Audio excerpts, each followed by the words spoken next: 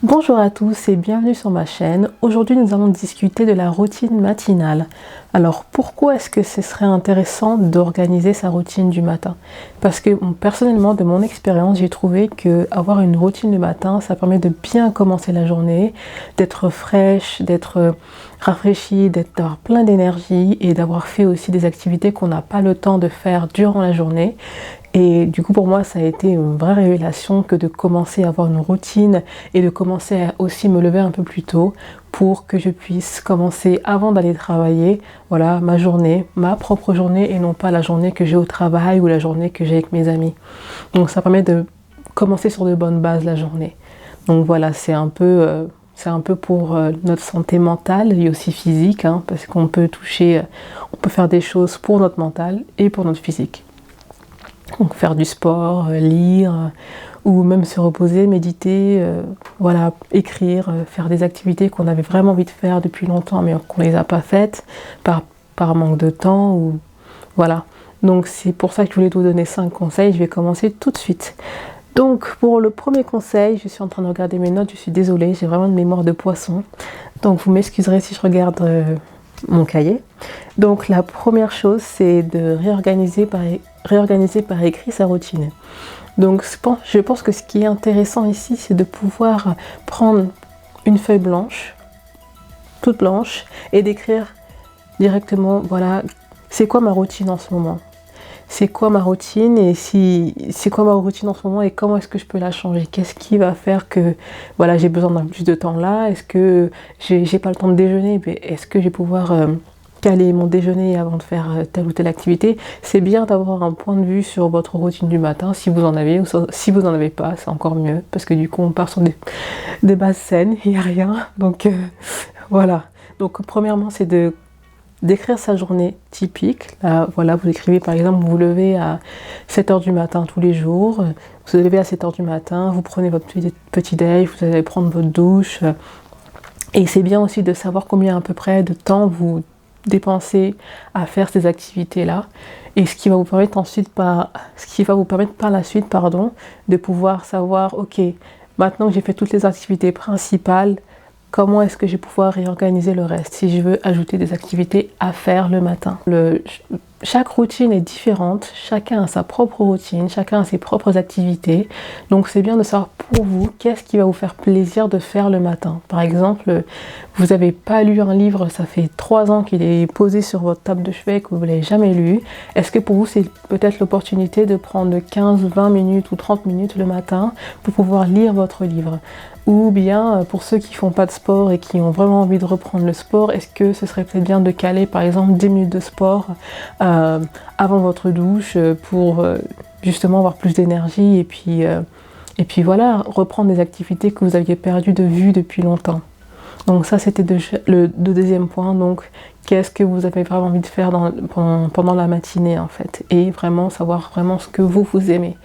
Je sais qu'il y a plein de vidéos sur YouTube qui montrent voilà, la routine du matin de chaque personne, mais c'est vraiment pour vous, c'est vraiment qu'est-ce qui vous intéresse et qu'est-ce que vous voulez faire de cette matinée-là. Par exemple, moi, je prends le matin pour faire du sport, je prends le matin pour déjeuner ou pas, des fois c'est décalé, mais je prends le matin pour lire, pour écrire. Et voilà, c'est tout ce qui me permet après d'avoir de bonnes bases pour commencer ma journée.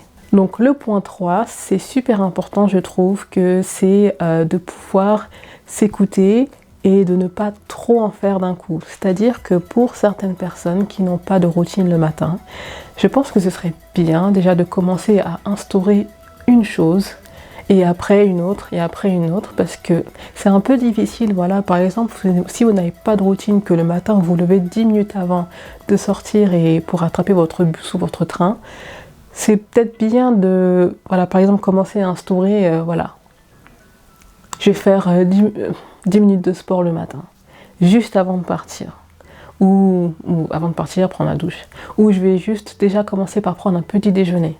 Parce que ça fait longtemps que j'en ai pas pris et c'est super important pour moi, j'ai plus assez d'énergie pour fonctionner le matin. Ou bien quelque chose de très très simple, lire pendant 10 minutes un livre. Ou simplement se lever un petit peu plus tôt pour avoir un peu plus de temps le matin. Et je pense que ça c'est une bonne chose parce qu'au moins ça vous permet de commencer à prendre un peu plus de temps et de vous lever un peu plus tôt le matin pour ensuite pouvoir mettre durant ce temps que vous avez de libre une activité qui vous intéresse. Donc c'est vrai que beaucoup de gens n'arrivent pas à se lever très tôt le matin et en fait ça joint le point suivant et c'est juste de dire qu'il faut vraiment que vous écoutiez et que vous sachiez à quelle heure vous devez vous lever le matin. Et ça c'est mon point 4, désolé. Point 4. À quelle heure est-ce que vous êtes capable de vous lever le matin? À quelle heure vous avez envie de vous lever le matin? Par exemple, moi, vous m'auriez dit 5 ans plus tôt que je devais me lever tous les matins à 6 heures, j'aurais dit non. C'est pas possible. Moi, je ne me lève pas avant 7 heures et encore 7 heures, c'est le grand minimum. Je n'ai pas la capacité mentale et physique de me lever à 6 heures le matin.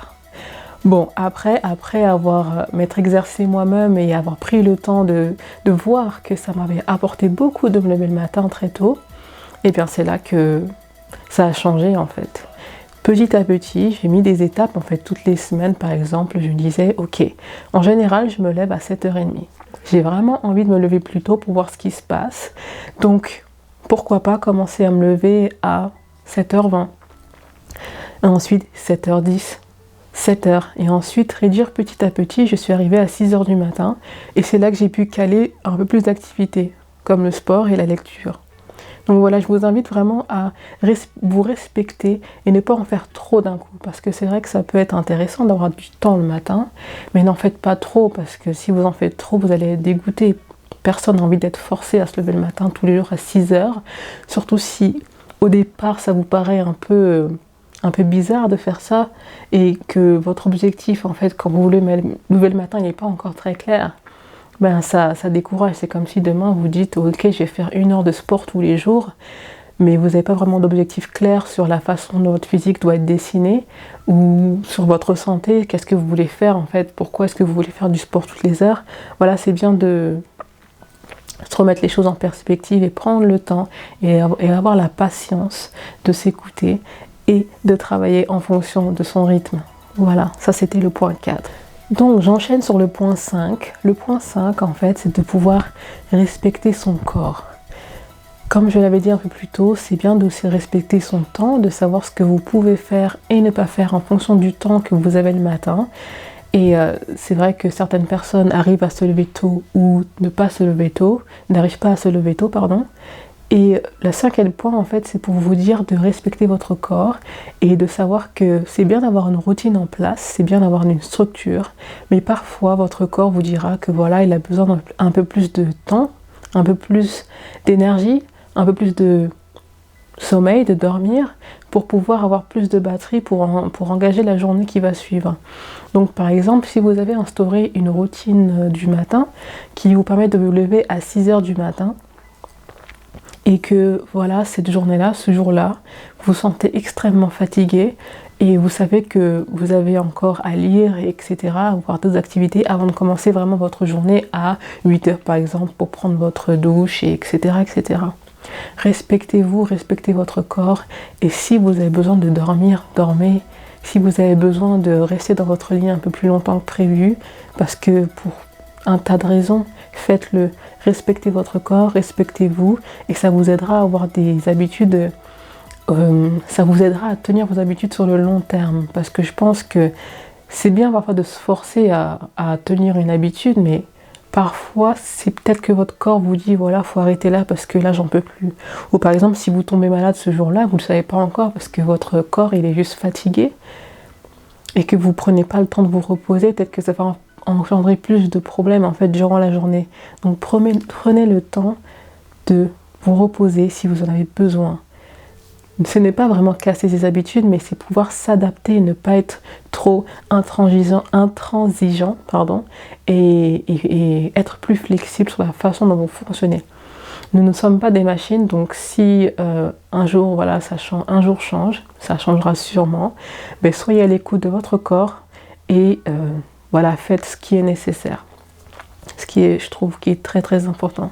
Donc voilà, la routine du matin, en fait, c'est vraiment quelque chose qui est propre à vous, qui vous permet en fait de vous sentir bien, de commencer une journée paisible, sans stress. Et d'avoir en fait, c'est comme si vous commenciez votre propre journée à vous. C'est comme si vous avez un mini samedi matin, c'est comme ça que je le vois, avant de commencer votre propre journée au travail ou avant d'avoir vos obligations qui suivent.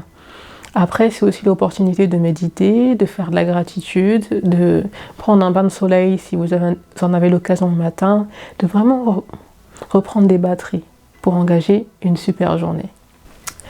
Et par contre, ça va contredire un petit peu mon point 5, mais je voulais aussi insister sur le fait que c'est bien d'avoir des habitudes en place, qu'il faut écouter son corps quand votre corps vous dit qu'il est fatigué, et de s'adapter en fonction. Donc vous pouvez aussi réadapter votre routine. Hein. Par exemple, au lieu de vous lever à 6h tous les matins, vous levez à 6h30 parce que vous sentez que votre corps, il vous dit non là, c'est pas possible. Il n'arrive pas à suivre. Donc voilà, l'un des derniers conseils, le dernier conseil je pense que je vais vous dire aujourd'hui, c'est, excusez-moi je regarde encore mes notes, c'est quand votre réveil sonne, levez-vous. C'est super important parce que plus vous restez dans le lit, et pire c'est. Ça c'était mon gros problème et j'avais vraiment du mal à me lever le matin, mais c'est parce que je prenais trop le temps, je réfléchissais trop. Et plus vous réfléchissez, et pire c'est. Votre cerveau, il se réveille, il entend le réveil, il met un réveil off, ok. Et ensuite, on retourne dans le lit, on réfléchit, on est fatigué, on veut rester un peu plus longtemps. Non, une fois que vous êtes levé, vous êtes levé. Vous mettez les pieds à terre, vous vous levez, vous ouvrez la fenêtre. Ou ce que je faisais avant aussi, c'est aussi mettre son téléphone loin, ou son réveil très loin du lit. Comme ça, vous êtes obligé. Enfin, je pense, hein, moi en tout cas, je suis obligée de me lever et de l'éteindre. Et ça, c'était vraiment un truc qui marchait super bien. Surtout quand j'avais un avion à prendre, j'avais tellement peur de le rater que parfois, je mettais mon téléphone super loin, ce qui me permettait de vraiment être sûre que j'allais me lever. Et ne pas être en retard sur ma routine et sur ce que j'avais à faire en fait durant la journée. Donc voilà, j'espère que cette vidéo vous a aidé, vous a intéressé et qu'elle vous aidera aussi sur votre routine au quotidien. Je vais faire d'autres vidéos sur ce sujet, donc n'hésitez pas à suivre ma chaîne et à liker cette vidéo si vous avez aimé. Et je vous retrouve dans une prochaine vidéo bientôt. Bye bye.